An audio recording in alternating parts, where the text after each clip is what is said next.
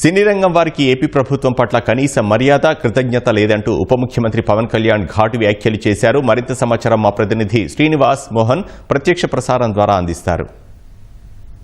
కళ్యాణ్ కార్యాలయం ఒక సంచలన ప్రకటన విడుదల చేయడం జరిగింది. తెలుగు చిత్ర పరిశ్రమ ఇచ్చినటువంటి రిటర్న్ గిఫ్ట్ కృతజ్ఞతలు అంటూ పవన్ కళ్యాణ్ కార్యాలయం ప్రకటన జారీ చేయడం జరిగింది. జూన్ 1వ తేదీ నుంచి సినిమా థియేటర్లకు సంబంధించి మూసివేతగా నిర్ణయం తీసుకున్నట్టుగా జరుగుతున్న ప్రచారం నేపథ్యంలో ఈ ప్రకటన ప్రాధాన్యం సంతరించుకుంది. ముఖ్యంగా ఆంధ్రప్రదేశ్లో ఎన్డీఏ ప్రభుత్వం అధికారంలోకి వచ్చి ఏడాది అయినప్పటికీ సినీ రంగానికి సంబంధించినటువంటి ప్రముఖులు ఎవరు కూడా ఆంధ్రప్రదేశ్ ముఖ్యమంత్రి చంద్రబాబు నాయుడిని ఏ రోజైనా కలిశారా అని కూడా ఇందులో ప్రధానంగా ప్రశ్నించడం జరిగింది. ఎందుకంటే రాష్ట్రంలో సినీ రంగ అభివృద్ధికి సంబంధించి కూటమి ప్రభుత్వం పూర్తిగా చిత్తశుద్ధితో ఉంది. సినీ రంగానికి సంబంధించి సహకరించేందుకు, అలాగే సినిమాని ఒక ఇండస్ట్రీగా గుర్తించి సినీ రంగానికి ప్రాధాన్యం ఇచ్చేందుకు కూడా ప్రభుత్వం పాలసీని తీసుకురావాలని అని భావిస్తున్న తరుణంలో ఇప్పటి వరకు సినీ రంగానికి సంబంధించిన ప్రముఖులు ఎవరూ కూడా వ్యక్తిగతంగా కలవడం మినహాయిస్తే ఒక బృందంగా ముఖ్యమంత్రిని కలిసేందుకు వచ్చి చర్చలు జరిపారా అని కూడా పవన్ కళ్యాణ్ కార్యాలయం ప్రశ్నించడం జరిగింది. ఇందులో ప్రధానంగా కొన్ని కీలకమైనటువంటి వ్యాఖ్యలు, అలాగే కీలకమైన అంశాలను కూడా ప్రస్తావించడం జరిగింది. గత ప్రభుత్వ హయాంలో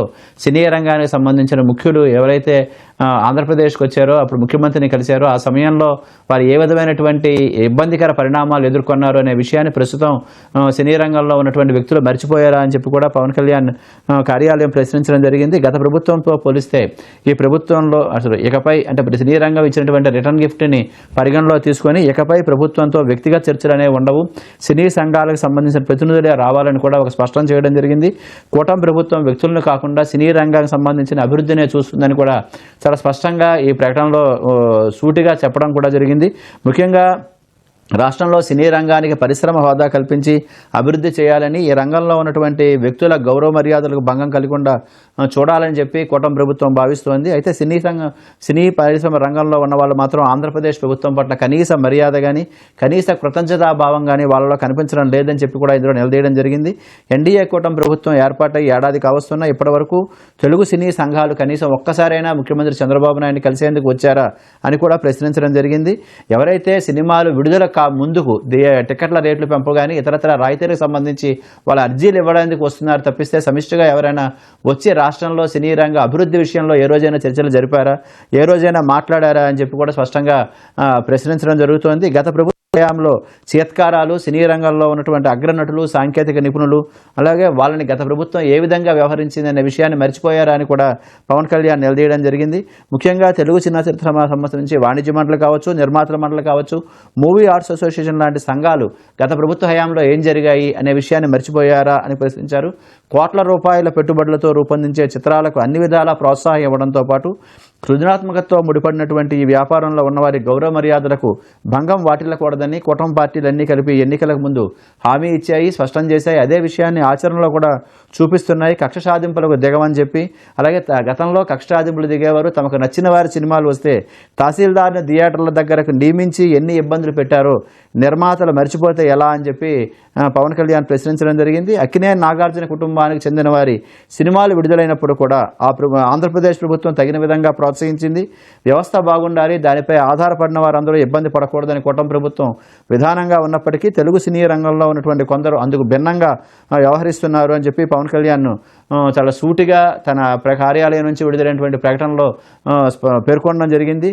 దిల్ రాజు కావచ్చు, అల్లు అరవింద్ కావచ్చు, సురేష్ బాబు కావచ్చు, సుప్రియ, చంద్రబాబు, అశ్వినీ దత్, నవీన్ ఎర్నేన్ లాంటి నిర్మాతలు ఉప ముఖ్యమంత్రిగా పవన్ కళ్యాణ్ బాధ్యతలు స్వీకరించిన తర్వాత కలిసేందుకు వచ్చారే తప్పిస్తే ఆ తర్వాత కాలంలో సినీ రంగానికి సంబంధించిన వ్యక్తులు ఎవరు ఆంధ్రప్రదేశ్లో ఇక్కడ షూటింగ్లకు సంబంధించిన వ్యవహారాలు కావచ్చు, ఇక్కడ పరిశ్రమ అభివృద్ధికి సంబంధించిన అంశాలపై కూడా మాట్లాడేందుకు రాకపోవడాన్ని అయితే తన విడుదల చేసినటువంటి ప్రకటనలో ఎందుకు రాలేదు అనే విషయాన్ని అయితే ప్రశ్నించడం జరిగింది. సినీ రంగానికి పరిశ్రమ హోదా ఇచ్చేందుకు ఆలోచన చేస్తున్నాము, అయినప్పటికీ సినీ రంగంలో ఉన్నటువంటి కొందరు ఇచ్చినటువంటి రిటర్న్ గిఫ్ట్కు తగిన విధంగానే స్వీకరించాలని చెప్పి నిర్ణయించామని చెప్పి ఉప ముఖ్యమంత్రి పవన్ కళ్యాణ్ భావిస్తున్నారు. ఈ రిటర్న్ గిఫ్ట్ కృతజ్ఞతలు కూడా తన తెలియజేస్తున్నారు. ఇక నుంచి వ్యక్తిగత విజ్ఞాపనలు తీసుకోము, చర్చలకు తావులేదు, సంబంధిత విభాగం ప్రతినిధులతోనే చర్చిస్తామని కూడా స్పష్టంగా ప్రకటన చేయడం జరిగింది. ఇదే సమయంలో కాంప్రహెన్సివ్గా ఫిలిం ఇండస్ట్రీని డెవలప్ చేయాలని ప్రభుత్వం ఆలోచిస్తుంటే అందుకు భిన్నమైనటువంటి వ్యవహారాలతో సినీ ఇండస్ట్రీలో ఉన్నవాళ్ళు వాళ్ళ వ్యవహారాలు ఉంటున్నాయని చెప్పి కూడా కొంత ఆవేదన వ్యక్తం చేయడం జరిగింది. అయితే ఏవైతే మల్టీప్లెక్స్లు ఉన్నాయో మల్టీప్లెక్స్ సంబంధించి ఉన్నటువంటి థియేటర్లో సింగిల్ స్క్రీన్ ఎన్ని రకాల స్క్రీన్లు ఉన్నాయి, ఎన్ని స్క్రీన్ల ద్వారా కార్యకలాపాలు నిర్వహిస్తున్నారు అనే విషయాలపై కూడా వివరాలు సేకరిస్తున్నాము. అలాగే రాయలసీమకు సంబంధించిన ప్రాంతాల్లో సినిమాలకు సంబంధించిన ఎంత ఆదాయం వస్తుంది, టికెట్ ధర ఏ విధంగా ఉంది అనే విషయాలు కూడా వివరాలు సేకరిస్తున్నాము. అలాగే చాలా వరకు మల్టీప్లెక్స్ సంబంధించినటువంటి వాటిలో ప్రజల నుంచి వచ్చిన ఫిర్యాదులు చూస్తే టికెట్ ధర ఎక్కువగా ఉంది, తాగునీటి సౌకర్యం లేదు, తినుబండార ధరలు ఎక్కువగా ఉన్నాయనే అంశాలపై కూడా ఫిర్యాదులు వస్తున్నాయి. అక్కడ ఉన్న పరిస్థితులు ఏంటి అనే విషయం మీద ఇటు పౌర సరఫరాల శాఖ మంత్రి అలాగే సినిమాటోగ్రఫీ శాఖ మంత్రి ద్వారా కూడా వివరాలు రాబట్టడం, అలాగే రాష్ట్రంలో సినిమాకు సంబంధించి టికెట్ల ధర ద్వారా వస్తున్న ఆదాయం అవి ఏ విధంగా స్థానిక సంస్థలకి ఇతరత్ర వాటికి వెళ్తున్నాయి, ఎంత ఆదాయం వస్తుందనే విషయాలపై కూడా కూలంకుషంగా మొత్తం వివరాలన్నీ సేకరిస్తున్నాము. టికెట్ సేల్కి సంబంధించి అలాగే వచ్చే పన్నుకి మధ్య అంతరం ఏ మేరకు ఉంది అనేది చూడాలని చెప్పి కూడా అధికారుల ద్వారా వివరాలు సేకరిస్తున్నామని చెప్పి ఇందులో ప్రస్తావించడం జరిగింది. అయితే రాష్ట్రంలో సినీ రంగ అభివృద్ధిని మాత్రం ప్రభుత్వం ఏమాత్రం విస్మరించబోదు, పూర్తిగా అభివృద్ధి చేసి అన్ని రంగాల వారికి సహకారం అందించాలని, అలాగే 24 విభాగాల్లో నైపుణ్య పెంపుదల కోసం అలాగే అధునాతన సాంకేతిక విజ్ఞానాన్ని కూడా వాళ్ళకి వినియోగంలో తెచ్చేందుకు కూడా దృష్టి సారించాము. ఇలాగే యువతలోనూ ఇప్పటికే చిత్రరంగంలో ఉన్న వారికి ఎప్పటికప్పుడు నైపుణ్యాల అభివృద్ధి కోసం శిబిరాలు, సెమినార్లు, సింపోజియం లాంటివి నిర్వహించాలని చెప్పి కూడా రాష్ట్ర ప్రభుత్వం భావిస్తోందని చెప్పి కూడా పవన్ కళ్యాణ్ పేర్కొనడం జరిగింది.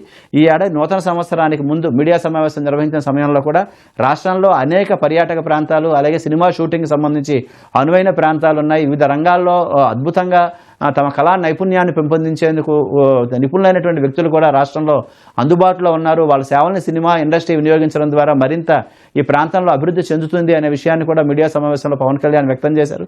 అయితే ఈ ఏడాది కావలస్తున్నా కూడా ఇప్పటివరకు సినీ రంగానికి సంబంధించిన వ్యక్తులు ఎవరు ప్రభుత్వాన్ని కలవకపోవడం, ప్రభుత్వంతో మాట్లాడకపోవడం, రాష్ట్రంలో సినిమా రంగ అభివృద్ధి విషయంలో వాళ్ళ నుంచి ఎలాంటి చొరవ లేని నేపథ్యంలో సినిమాలో ఉన్నటువంటి ముఖ్యులకి ఒక విధంగా సూటిగా రాష్ట్రంలో ఉన్నటువంటి పరిస్థితులపై చర్చించేందుకు ఖచ్చితంగా రావాల్సిందే అనే విధమైనటువంటి ఒక స్పష్టమైనటువంటి ఒక సందేశాన్ని ఇచ్చే విధంగానే ఈరోజు పవన్ కళ్యాణ్ కార్యాలయం నుంచి వచ్చిన ప్రకటనలో ఉంది. ఇది ఇక్కడ ఈ పవన్ కళ్యాణ్ ప్రకటనకు సంబంధించిన సారాంశం. Over to studio.